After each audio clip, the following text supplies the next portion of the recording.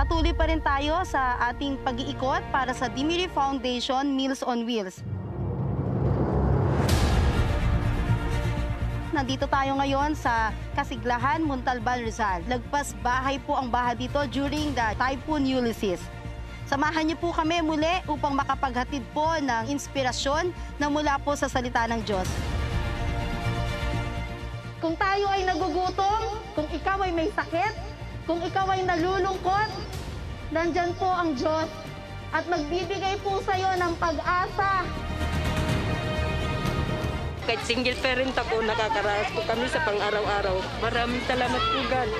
Lord, kayo lang po ang sinasandalan ko sa ngayon. Wala po iba. Bumabawi pa kami hanggang ngayon. Buti na lang may tumutulong sa amin. Maraming salamat sa Meals on Wheels, sa MX3, Dimiri Foundation, at sa Panginoon. Maraming salamat po na nakarating kayo.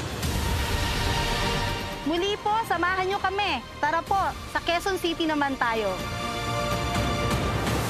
Maraming salamat po sa Meals on Wheels! Natapos na namang muli ang isang araw natin. Abangan niyo po ang Dimiri Foundation, Meals on Wheels, at baka sa susunod, lugar niyo naman po ang aming pupuntahan. God bless you all po!